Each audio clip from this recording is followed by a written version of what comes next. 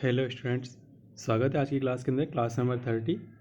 इससे पहले हम हाउस प्रॉपर्टी क्लास नंबर 29 ले चुका हूँ मैं उसके अंदर, और मैंने कहा था कि लगभग जो सारे रूल्स रेगुलेशन है क्लास नंबर 29 में कंप्लीट हो गए। कुछ माइनर रूल्स हैं वो अभी एक पेज के हैं, वो मैं आपको और यहाँ पर स्टडी कराने वाला हूँ उनकी। इस सेशन के अंदर मैंने एक एग्जाम्पल भी लिया है, वो एग्जाम्पल आपके पीछे वाले जो क्लास थी उसके जो कंसेप्ट है उसके ऊपर आधारित है। तो इसके लिए ज़रूरी है कि पहले वाला जो क्लास है आपको अच्छी तरह से आप उसे देख लें, तभी आप उस एग्जाम्पल को समझ पाएंगे। ठीक है, अब आगे हम आज के कुछ रूल्स रेगुलेशन है वो और हम देखते हैं। देखिए, कुछ इंपॉर्टेंट रूल्स ये था कि जब मकान प्रीवियस ईयर में पूरे वर्ष खाली रहे, तो अब इसके कोई मतलब आपको ये देखना है, कभी कभी ये लिखा हुआ था कि भाई पूरे वर्ष मकान खाली रहा, पूरे वर्ष मकान खाली रहा, तो हमें ये देखना होता है कि इसकी ग्रॉस एनुअल वैल्यू है या नेट एनुअल वैल्यू है, जीरो लेनी है या नहीं लेनी है। जीएवी और नेट एनुअल वैल्यू केवल म्यूनसिपल टैक्सेस का डिफरेंस है। अब आपको टेबल है, थोड़ा थोड़ा रिमाइंड काम याद करोगे तो आपको पता चलेगा जीएवी और एनएवी में डिफरेंस है, तो वो किसका है, म्यूनसिपल टैक्स का है। तो हमें कब तो अमाउंट हमें ना जीएवी नहीं लेनी कल, और कब हमें ना एनएवी नहीं लेनी है, ये हमें ध्यान रखने वाली बात है। देखिए, सबसे पहले यहाँ पर बताया गया, पहला जो टॉपिक लिया उसमें लिखा हुआ रीजन, कारण क्या था, मकान रहने या व्यापार में काम लेने के योग्य नहीं है। मकान क्या कभी कभी ऐसा हो जाता है जर्जर अवस्था में आ चुका है, इस कारण क्या है उसके अंदर रह नहीं सकते हैं, या फिर व्यापार में भी उसे काम नहीं ले सकते हैं, तो मतलब किसी प्रकार यूजफुल नहीं रहा है वो। तो इनकम फ्रॉम हाउस प्रॉपर्टी में आय की गणना नहीं करते हैं, मतलब उसको टैक्सेबल है ही नहीं, वो कम से कम इस साइड में टैक्सेबल नहीं है ना, मतलब किसी और हेड में भी नहीं है अभी वर्तमान में तो, लेकिन आपको इस head income from house property head के अंदर तो बिल्कुल इसके हम कैलकुलेट करेंगे ही नहीं। कौन सा वाला ऐसा मकान, जो मकान तो है, मकान नाम है, मकान तो है, लेकिन वो बहुत पुराना हो चुका है, जर्जर अवस्था में आ चुका है, जिसके अंदर रह नहीं सकते, मतलब ना ही उसको किसी और व्यापार के रूप में काम नहीं। एक तो था जिससे मकान था कि लेकिन उसके अंदर ऐसी फैसिलिटी नहीं थी, दीवारें तो अच्छी खड़ी हुई थी उसकी, लेकिन उसमें ऐसी फैसिलिटी नहीं थी उसमें आगे रह सके, जैसे उसमें लेट बात नहीं बने हुए थे, किचन वगैरह कुछ नहीं था, रह नहीं सके, लेकिन उसे व्यापार में एक स्टोर या गोदाम के रूप में काम ले सकते थे, ऐसा कंडीशन थी। तो लेकिन उसे व्यापार में काम नहीं ले सकते आप, और मकान के रहने में काम नहीं ले सकते, तो उसकी हम कैलकुलेट करेंगे ही नहीं उसकी एनुअल वैल्यू। हम ये भी नहीं बोलेंगे कि सब उसकी एनुअल वैल्यू नील होती नहीं, हमारा आंसर ये होगा उसकी एनुअल नील नहीं, बल्कि हम तो उसको कैलकुलेट करेंगे ही नहीं। इस साइड के अंदर इनकम फ्रॉम हाउस प्रॉपर्टी के अंदर वो आय की गणना उसके हम करेंगे ही नहीं, उससे हम मकान मानेंगे ही नहीं, मतलब ये है। क्योंकि हमारे पास में इनकम फ्रॉम हाउस प्रॉपर्टी क्या होना चाहिए, सबसे पहले हाउस होना चाहिए। भाई हाउस की डेफिनेशन तो कंप्लीट करे वो, जब वो हाउस की डेफिनेशन कवर ही नहीं हो रहा तो उसको जीएवी एनएवी की बात आएगी नहीं आगे, ठीक है ना, तो उसको हम यहाँ कैलकुलेट करेंगे नहीं। अब आपका क्या होगा, दूसरा रीजन ये था, आपको पहले भी आया था, ये अन्य स्थान पे आपको ट्रांसफर हो गया है ना, या फिर आपको जो बिजनेस है वो कहीं जो दूसरी जगह वो चल गया, मतलब आपका ट्रांसफर हो गया तो आपको जॉब ट्रांसफर हो गया या फिर आपका बिजनेस ट्रांसफर हो गया, इस कारण आप पर्टिकुलर एक मकान काम नहीं ले पा रहे हो। जैसे मैं भरतपुर, मेरी भी पोस्टिंग है और यहाँ मेरा मकान बना हुआ है, लेकिन मेरा यहाँ से ट्रांसफर हो गया, या फिर मेरे यहाँ बिजनेस था और मेरे बिजनेस को मेरे को किसी कारण से गवर्नमेंट का कोई आदेश आ गया, इस कारण मेरे को बिजनेस को यहाँ से जयपुर सेटलमेंट करना पड़ रहा है, तो इस कारण मैं भरतपुर वाले मकान में नहीं रह पा रहा। तो इस केस के अंदर जब मैं भरतपुर वाले मकान में नहीं रह पा रहा हो तो यहाँ जीएवी नील लेंगे। अब इसके अंदर ये बात आती है कि जब हमने जीएवी नील ले लिया है तो ग्रोस एनुअल नील मिल गया, तो फिर म्यूनसिपल टैक्स है क्या वो आपको मिलेंगे, उसकी छूट मिलेगी नहीं मिलेगी। और उसके बाद के अंदर बात आती है कि हमारे पास में इंटरेस्ट वगैरह आता है, स्टैट्यूटरी डिडक्शंस आते हैं, तो उनकी छूट मिलेगी या नहीं मिलेगी। तो आपको बता दूँ यहाँ पर केवल और केवल अपन को इंटरेस्ट की छूट मिलेगी, जो म्यूनसिपल टैक्सेस है उनकी भी हमको छूट नहीं मिलेगी, उसको भी अपन नील ही लेंगे। एनएवी हमारा वही बनने वाला है, तो केवल इंटरेस्ट है वो उसकी आपको छूट मिलेगी, ठीक है, अलाउड यहाँ ओनली इंटरेस्ट अलाउ। तो अन्य स्थान ट्रांसफर जाने पे जीएवी नहीं लेंगे, जीएवी नहीं लेने का कारण आपको ओनली इंटरेस्ट है वो अलाउ होगा। उपरोक्त बी के अतिरिक्त किसी भी स्थिति में खाली रहे, स्वयं रहना चाहता हो पर रह नहीं पा रहा हो, मतलब किसी भी कंडीशन में खाली मकान पड़ा हुआ रहता है, तो उसे deem to be let out माना जाएगा। ठीक है, आपको मैंने पहले बता दिया था कि मकान आपके पास में दो मकान को अपन अपन सेल्फ ऑक्यूपाइड मान सकते हैं, लेकिन दो के बाद में भी और भी बहुत सारे मकान हैं और किसी कारण से आप उसे काम नहीं ले पा रहे हो, ठीक है ना। ऊपर वाले मकान तो था कि बिजनेस वगैरह ट्रांसफर हो गया, आप मजबूरी है आपकी कि आप रह नहीं पा रहे हो, इस कारण उसका जीएवी अपन ने नहीं ले लिया था, और इंटरेस्ट वैल्यू तो वो हमारे अलाउ होगी। अब इस केस में जीएवी आएगा, आपका आंसर बनेगा, और एक म्यूनसिपल टैक्स भी हमको छूट। जब जीएवी आ गया तो सब कुछ मिलने वाला है, जाहिर सी बात है, जब जीएवी आ गया तो आपको आगे के जो सारे ऑप्शन है वो राइट लगे हुए हैं, मतलब मिलेंगे। पहला ऑप्शन बताया म्यूनसिपल टैक्सेस है, तो इसकी छूट भी आपको मिलेगी, लिखा हुआ ना म्यूनसिपल टैक्सेस, तो इसकी छूट भी आपको मिलेगी। सेकंड लिखा हुआ है स्टैट्यूटरी डिडक्शन, जो 30% होता है एनएवी का, वो भी मिलेगा, और इंटरेस्ट की छूट भी मिलेगी, आपको सबकी छूट मिलेगी इसके अंदर, ठीक है। लेकिन यदि ट्रांसफर हो जाने के कारण आपका मकान खाली रहता है तो केवल किसकी छूट मिलेगी, इंटरेस्ट की छूट मिलेगी। ये रूल्स है, ये याद रखने हैं अपन को, क्योंकि यही हम अभी जब आगे क्वेश्चन सोल्व करेंगे तो वहाँ पर आएंगे। लोग कन्फ्यूजन कर रहे हैं बार बार, इतना जल्दी फर्स्ट टाइम इतना जल्दी आसानी से याद नहीं होते हैं रूल्स, लेकिन आप आगे क्वेश्चन एग्जाम्पल सोल्व करने की कोशिश करेंगे, जैसे आप एग्जाम्पल सोल्व करने की कोशिश करेंगे वैसे वैसे आपके ये रूल्स कंसेप्ट क्लियर होते जाएंगे। और कॉम्पिटेटिव एग्जाम के लिए बार बार देखना पड़ता है, तब जाकर हम समझ पाते हैं। तो क्या आता है आपके पास में, पहले बात कि जैसे मकान जर्जर अवस्था के अंदर है, ऐसे व्यापारी लगे थे, तो हम उसे हाउस मानेंगे नहीं है। जब हाउस ही नहीं मानेंगे तो इस साइड में टैक्सेबल नहीं होगा। आप ये नहीं बोलेंगे भाई इसका जीएवी नहीं लाएगा, है ना, आप ये नहीं बोल सकते इसका जीएवी नील है या इसका क्या नील है, नहीं, इसको हम कैलकुलेट ही नहीं करेंगे। फिर दूसरा है अन्य स्थान में ट्रांसफर हो गया तो जीएवी नील इंटरेस्ट अलाउ होगा। तीसरा है हमारे पास में कि deem to be let out मानेंगे, भाई आप और किसी रीजन से रह नहीं पा रहे हो, रहना चाह रहे थे लेकिन रह नहीं पा रहे, तो फिर आपको जीएवी आएगा, उसका answer municipal tax, statutory deduction सब कुछ मिलेगा।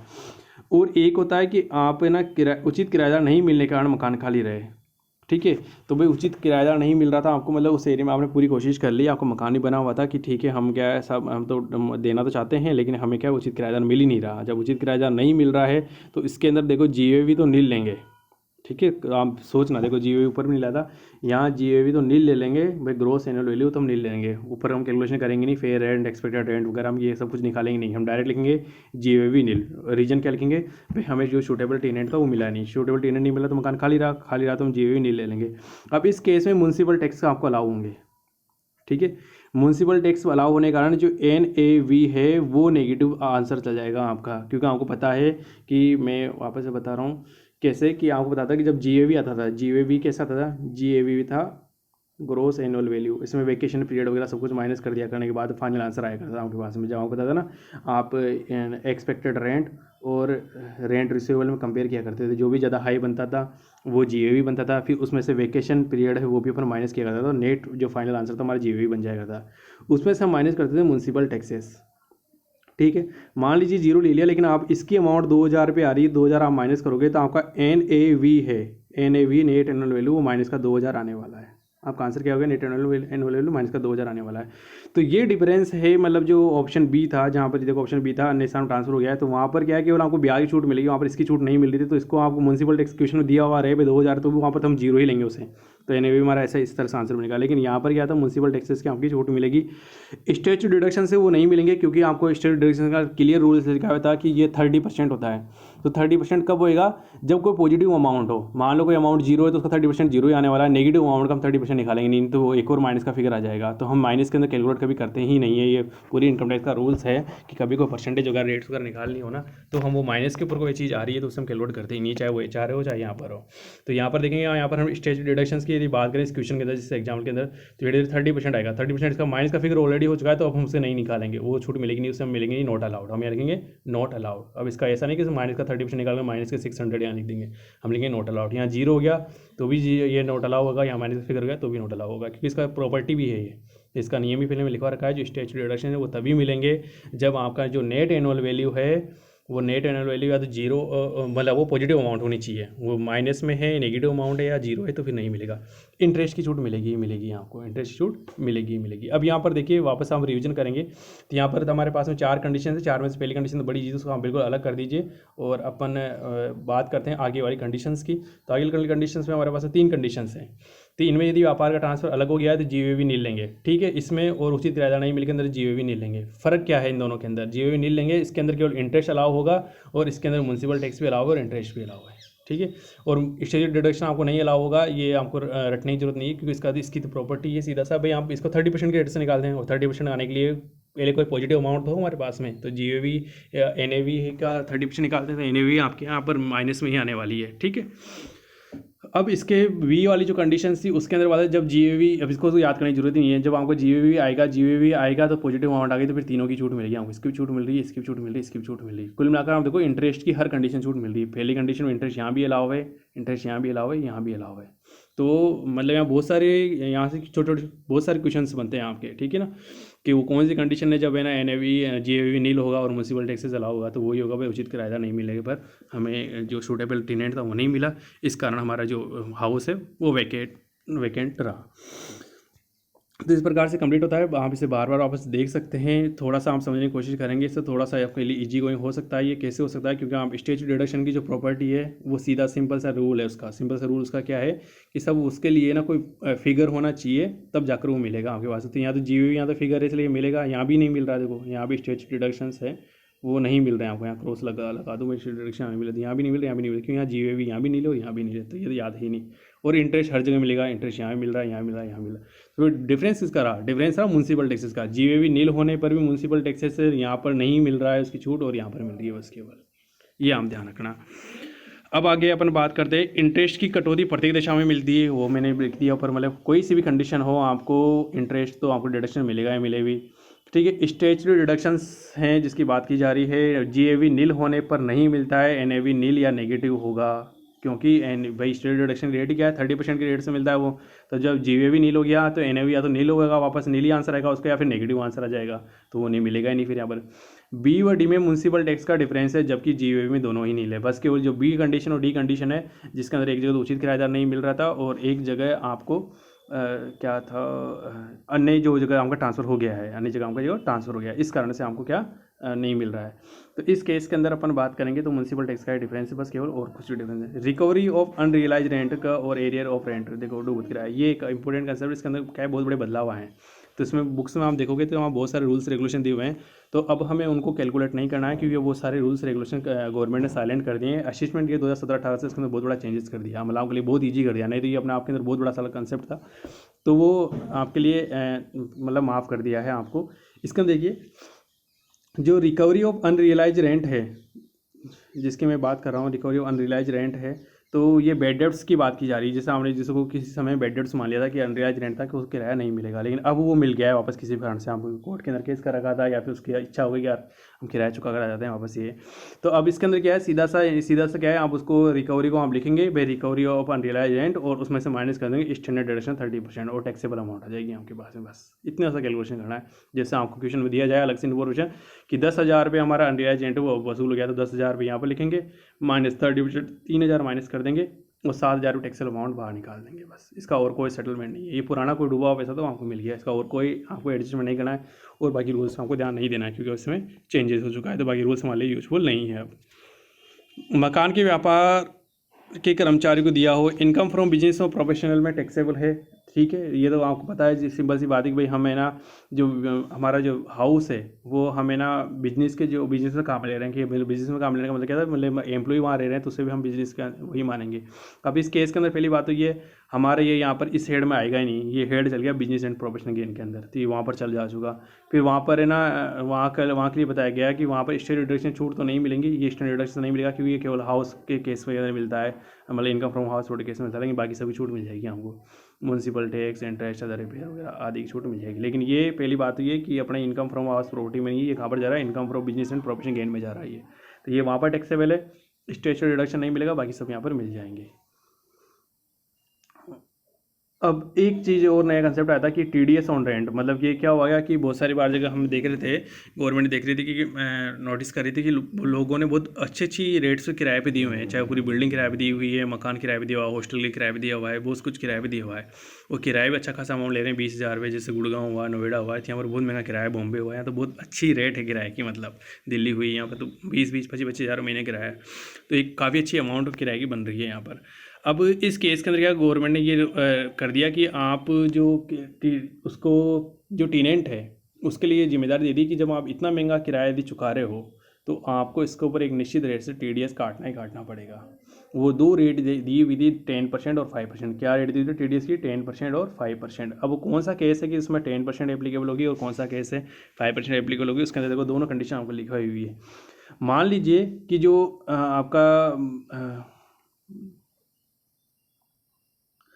आपका जो टेनेंट है, जो किराएदार, उसकी बात की जा रही है, वो एक फर्म है, पार्टनरशिप फर्म है या कंपनी है, या फिर एक ऐसा इंडिविजुअल, मतलब पार्टनरशिप फर्म क्या है, एक फर्म हो सकती है, कंपनी हो सकती है, या फिर ऐसा इंडिविजुअल मतलब ऐसा व्यक्ति या एचयूएफ है जब ऑडिट कराना कंपलसरी हो, जो ऑडिट कंपलसरी कराता हो। मतलब ये सब क्या है, व्यापार के लोग हैं। फर्म भी व्यापार होती है, कंपनी भी एक व्यापार है।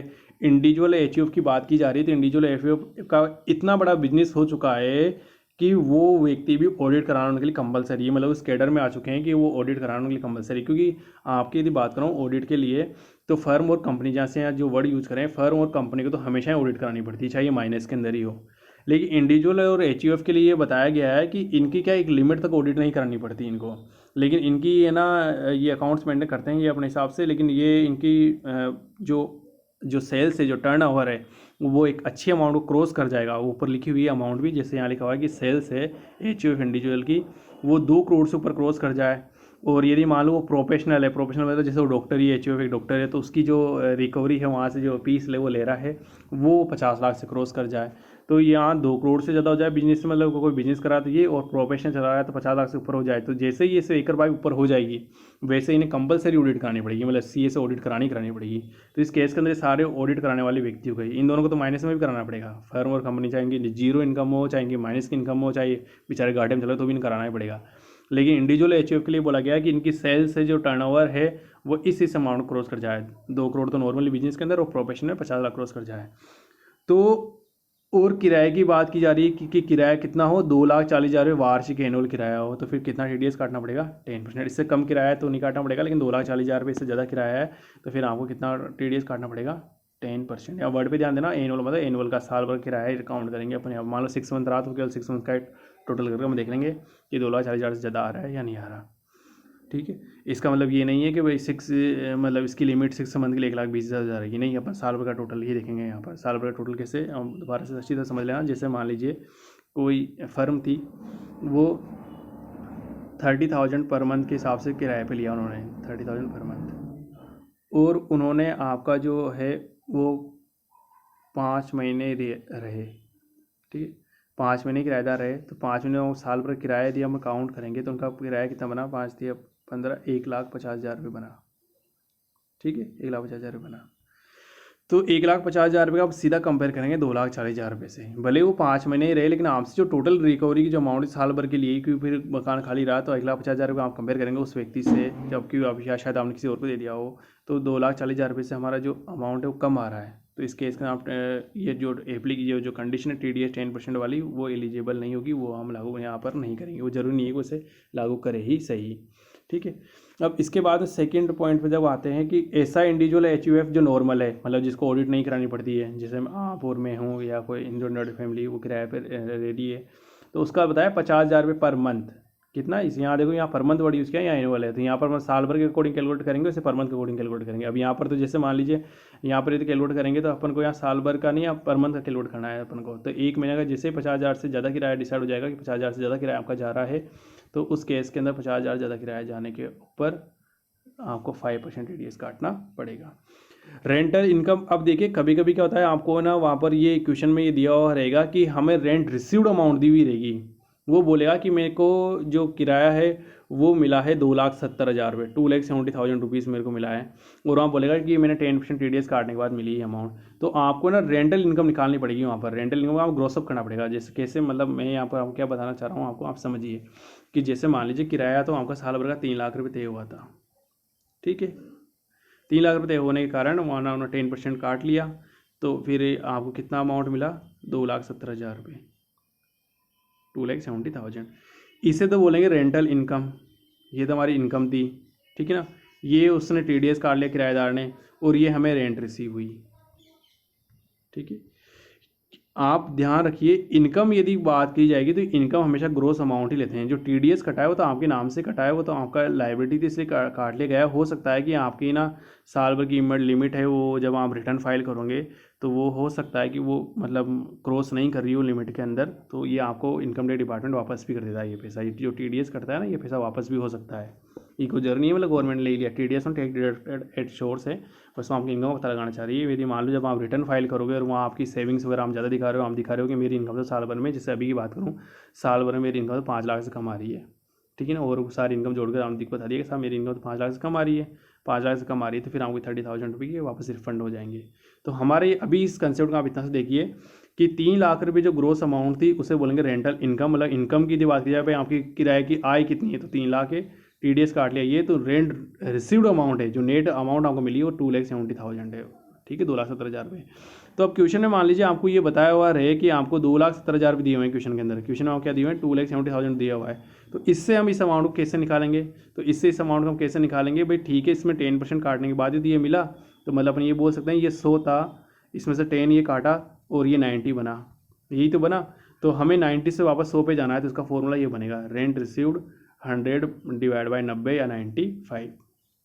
क्या फॉर्मूला बनेगा इसका, रेंट रिसीव्ड 100 और 90 95। सिंपल सा फॉर्मूला है, आपको कुछ नहीं माना है। रेंटल जो इनकम है उससे हम 100 मान लेते हैं, रेंटल इनकम होती है ना उससे 100 मान लेते हैं, उसमें से 10% TDS काट लिया आपने, तो फिर आपको कितना मिला, रेंटल जो रिसीव्ड अमाउंट है वो कितनी बनी है आपकी 90 रुपीज़ बन गई। अब आप इसे सोल्व कर सकते हैं आसानी से, भाई रेंटल इनकम 100 है तो रेंट रिसीव्ड अमाउंट कितनी हुई 90, और 1 रुपये होगी तो कितना, सॉरी उल्टा को बोल दिया मैंने यहाँ पर। अब आप यूँ बोल सकते हैं कि जो रिसीव्ड अमाउंट है वो मेरी 90 है, तो इनकम मेरी कितनी हो गई 100, 1 रुपये होगी तो इनकम मेरी कितनी हो गई 100/90। और मान लो जो भी उसने अमाउंट ली, जैसे 2,70,000 रुपये लिए तो 2,70,000 से हम मल्टीप्लाई कर देंगे 2,70,000, तो 3 लाख हमारा आंसर आ जाएगा।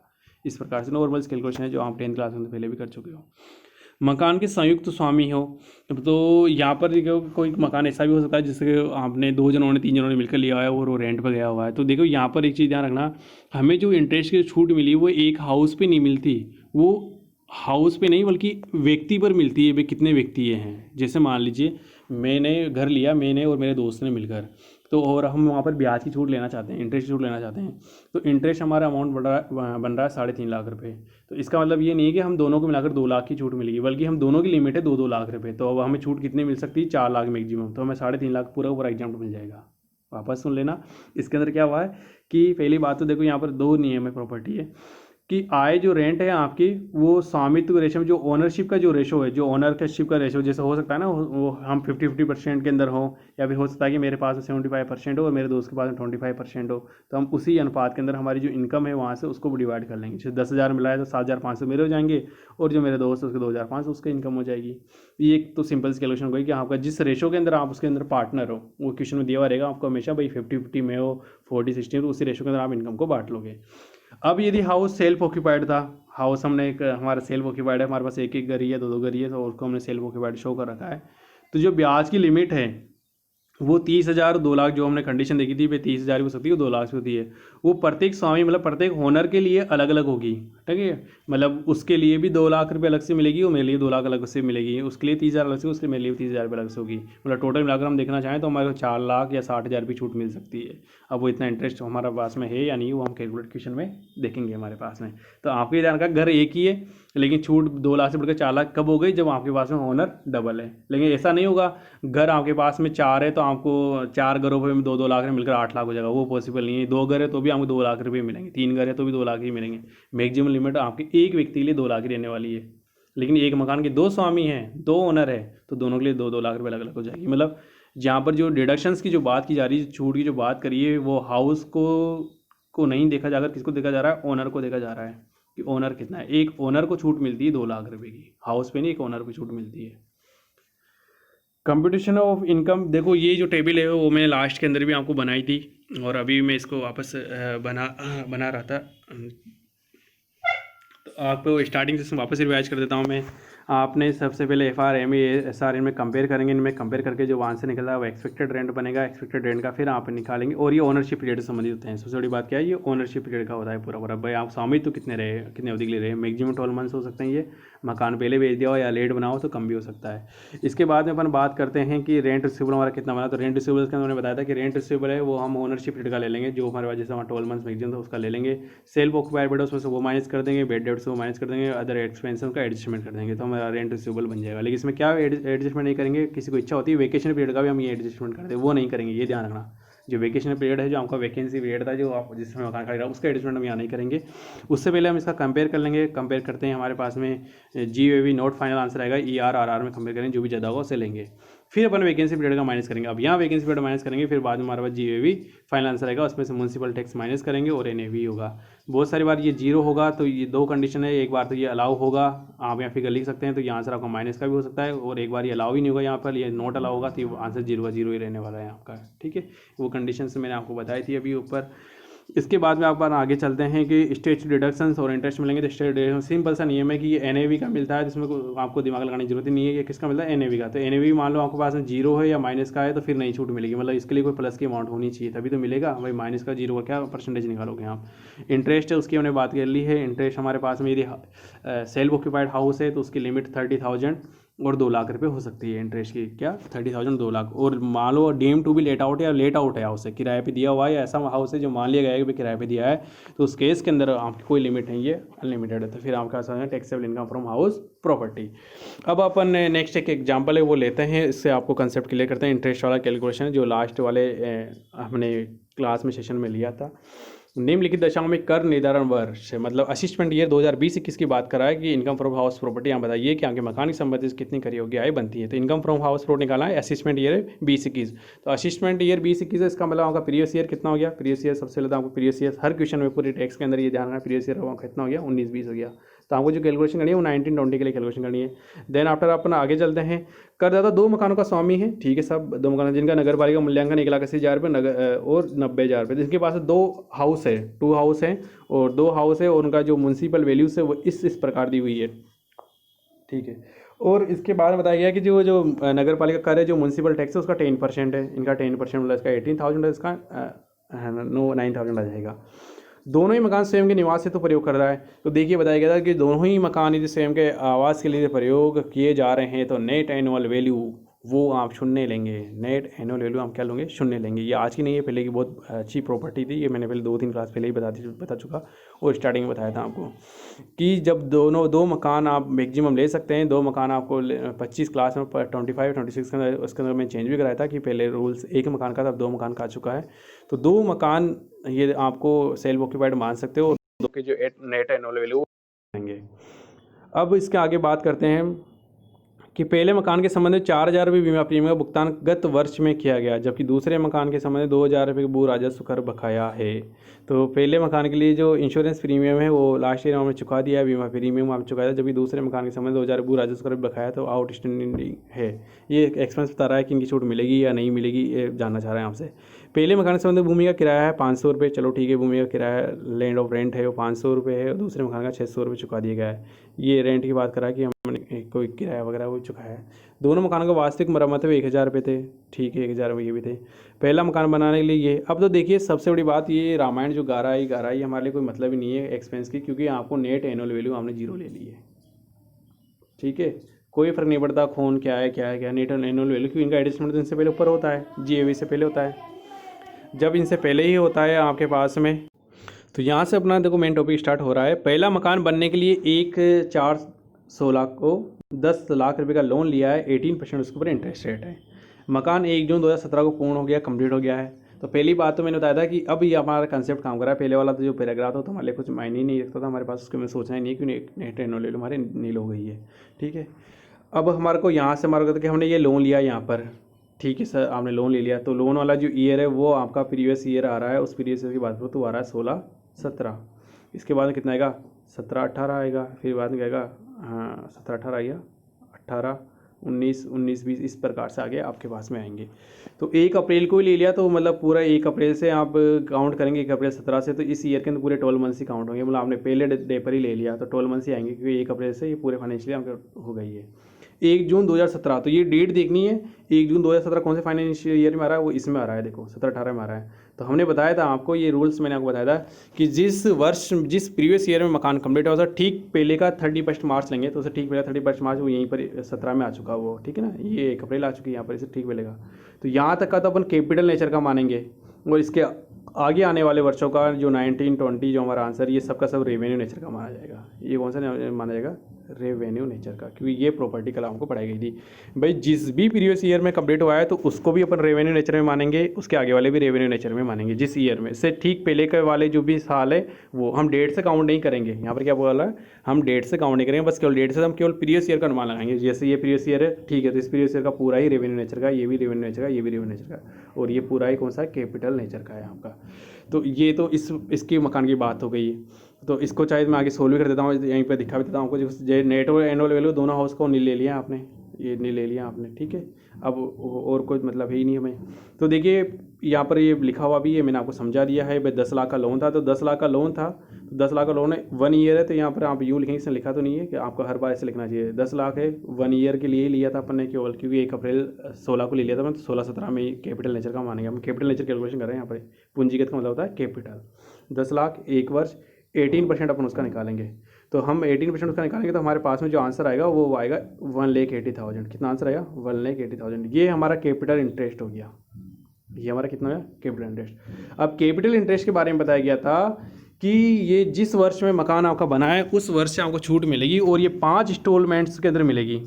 तो इसमें हम 5 का डिवाइड करेंगे, इस कारण से यहाँ 1/5 का रखा है। तो एक बार का जो आंसर है वो 36,000 आएगा। तो एक साल का जो आंसर है वो 36,000 आएगा। तो ये छूट मिलना स्टार्ट होगी। अब छूट कब से मिलना स्टार्ट होगी?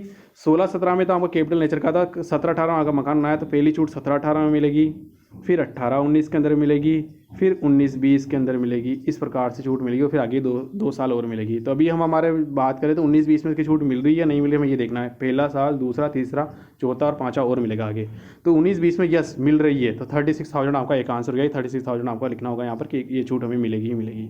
आप कैलकुलेट करके मान लीजिए इसको 5 वर्ष यहाँ कंप्लीट हो चुके होते, यहीं पर कंप्लीट हो चुके थे 5 वर्ष, तो फिर हम इसकी छूट नहीं मिलती, फिर हमारे लिए ये यूज़फुल नहीं था।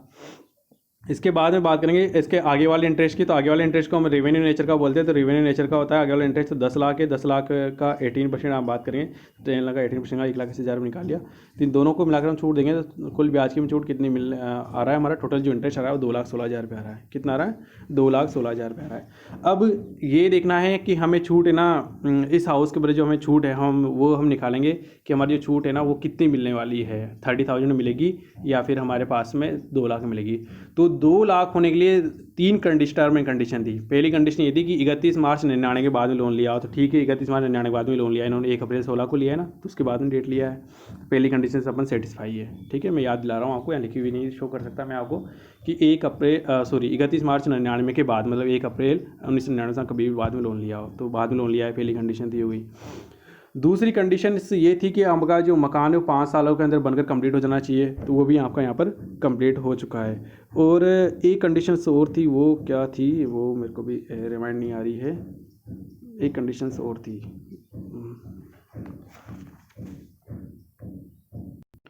एक कंडीशन ये और थी कि मकान 2 वर्ग के लिए लिया जाना चाहिए। वो था आपका निर्माण कार्य के लिए लिया हो आपने, या फिर आपने उस मकान को खरीदने के लिए लिया हो आपने, तो वो भी हमारे पास में कंडीशन कंप्लीट हो रही है। तो हमारे तीनों कंडीशन यहाँ पर फुलफिल हो रही है। तो इस कारण हमारे पास में जो लिमिट है, मैक्सिमम लिमिट वो 2 लाख होने वाली है।